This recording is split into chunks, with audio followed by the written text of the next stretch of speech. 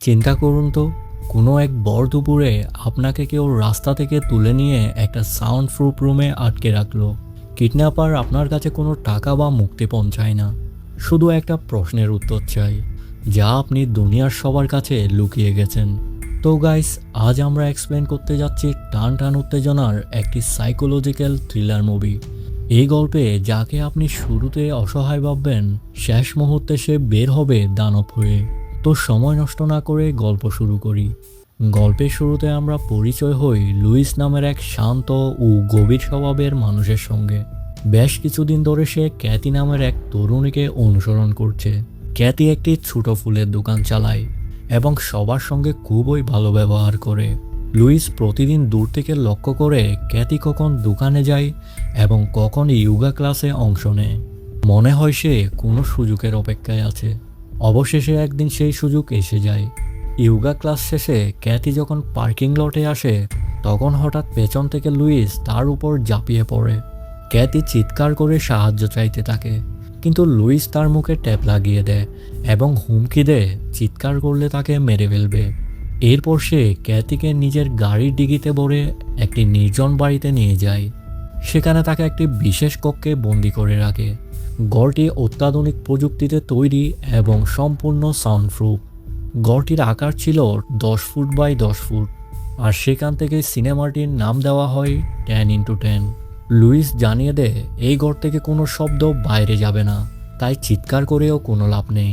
কিন্তু মুখের ট্যাপ খোলার সঙ্গে সঙ্গেই ক্যাথি আবার চিৎকার করা শুরু করে।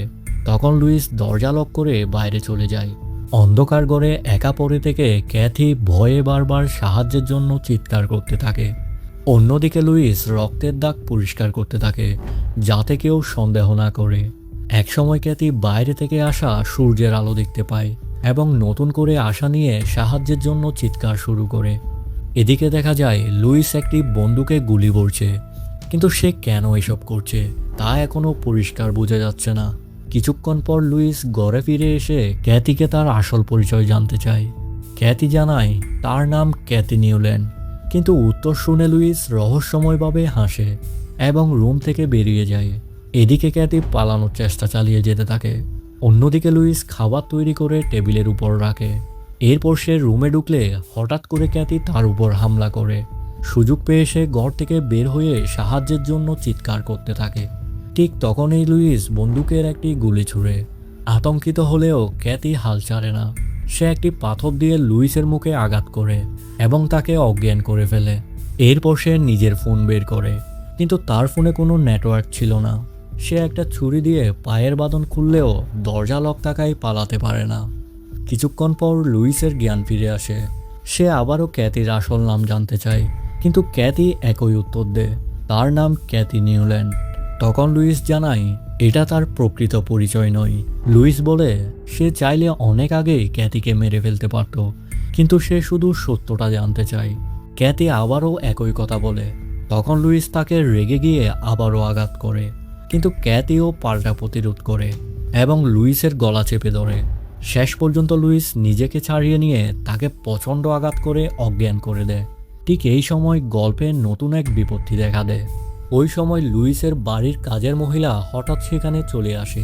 ঘরটি এলোমেলো অবস্থায় দেখে সে পরিষ্কার করতে চাইলে লুইস তাকে নানা অজুহাত দেখিয়ে সেখান থেকে বের করে দেয়। এদিকে ক্যাথিরও জ্ঞান ফিরে আসে। তার পুরো শরীর রক্তাক্ত ছিল এবং সে আবারও ফোন দিয়ে সাহায্য চাওয়ার চেষ্টা করে, কিন্তু তার ফোনে কোনো নেটওয়ার্ক ছিল না। কিছুক্ষণ পর লুইস বন্দুক হাতে নিয়ে সেই রুমে আসে। রুমে এসে সে ক্যাথির নাম, জন্ম তারিখ এবং অতীত সম্পর্কে জানতে চায়।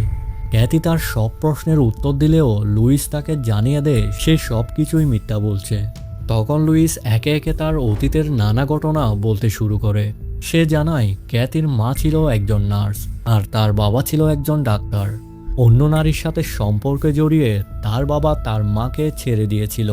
তার বাবার এই বিশ্বাসঘাতকতার পর তার পুরো পরিবার ভেঙে পড়েছিল, এমনকি তার বোনও আত্মহত্যা করেছিল। এরপর লুইস আসল সত্যটা প্রকাশ করে।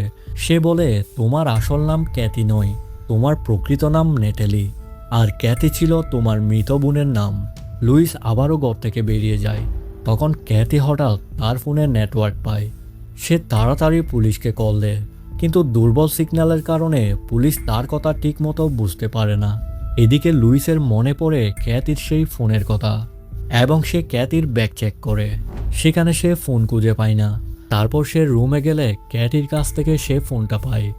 এরপর সে জানায় কয়েক বছর আগে একটি হাসপাতালে তার স্ত্রী সহ 5 জন রোগী রহস্যজনকভাবে মারা যায়। তার বিশ্বাস সেই হাসপাতালের নার্স নেটালির কারণেই এইসব মৃত্যু ঘটেছিল।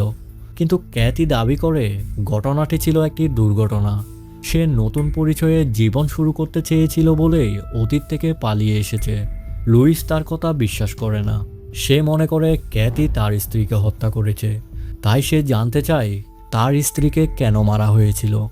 এরপর লুইস নিজের স্ত্রী ও সন্তানের পূর্ণ ভিডিও দেখতে থাকে। ধীরে ধীরে বোঝা যায় লুইস কোনো সাইকোপ্যাথ নয়, বরং সে তার স্ত্রীর মৃত্যুর সত্যটা খোঁজার চেষ্টা করছিল।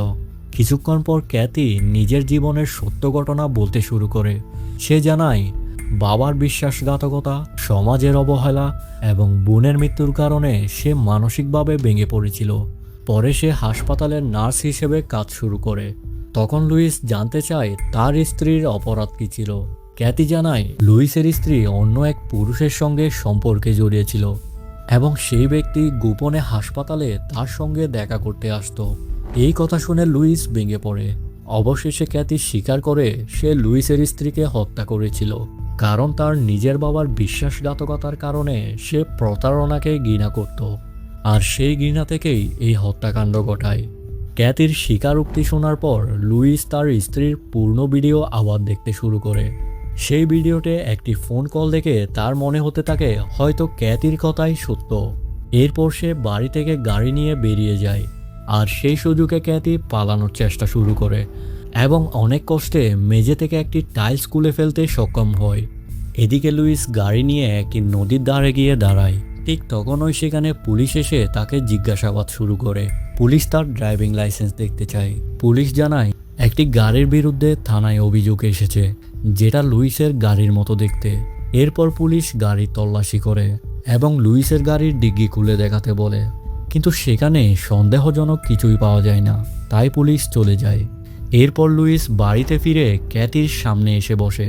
সে তাকে জিজ্ঞেস করে এখন সে তার মেয়েকে কি বলবে। সে বলে তার স্ত্রী কোনো ভুল করে থাকলেও ক্যাথি তাকে হত্যা করার কোনো অধিকার ছিল না।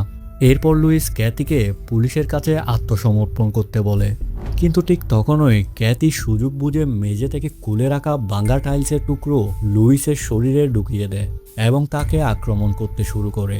ক্যাথি বলে সে নতুন জীবন শেষ হতে দেবে না, সে এখন ক্যাথি হিসেবেই বাঁচতে চায়। এরপর সে বাইরে গিয়ে একটি ছুরি খুঁজে পায়, কিন্তু সে রুমে ফিরে আসার পর লুইস কৌশলে তার হাত আটকে দেয়। লুইস বাইরে গিয়ে বন্দুক নেওয়ার চেষ্টা করলে ক্যাথি আবারও তার উপর হামলা চালায়। সে যেন যে কোনো মূল্যে লুইসকে মেরে ফেলতে চায়। এক পর্যায়ে ক্যাথি বন্দুক হাতে নিয়ে লুইসকে লক্ষ্য করে দাঁড়ায়। ঠিক তখনই হঠাৎ লুইসের মেয়ে এবং বাড়ির কাজের মহিলা ঘরে ঢুকে। তখন পরিস্থিতি মুহূর্তের মধ্যেই আরও ভয়াবহ হয়ে ওঠে। ক্যাথি সঙ্গে সঙ্গে কাজের মহিলাকে গুলি করে। এরপর সে বন্দুক তাক করে লুইসের মেয়ের দিকে। নিজের মেয়েকে বিপদে দেখে লুইস বারবার অনুরোধ করতে থাকে যাতে তার মেয়েকে ছেড়ে দেওয়া হয়।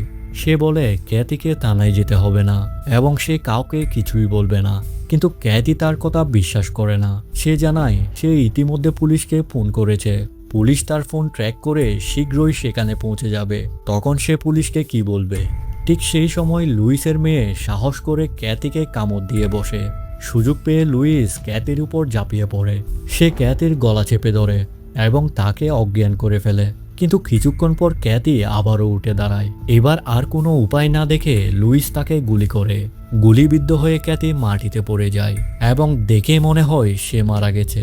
লুইস তার মেয়েকে নিয়ে বাইরে যায় এবং তাকে গাড়িতে বসিয়ে দেয়। ঠিক তখনই হঠাৎ ক্যাথি আবার সামনে এসে হাজির হয়। সে বন্দুক দিয়ে লুইসকে গুলি করতে চায়, কিন্তু বন্দুকে আর কোনো বুলেট ছিল না।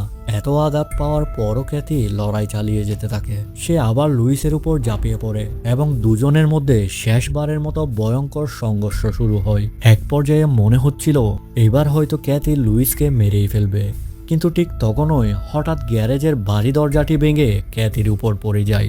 সেখানেই ক্যাথির মৃত্যু হয়। অন্যদিকে লুইস এবং তার মেয়ে প্রাণে বেঁচে যায়। এভাবেই শেষ হয় আমাদের আজকের গল্প। তো বন্ধুরা, গল্পটি আপনাদের কেমন লেগেছে তা অবশ্যই কমেন্টে জানাবেন।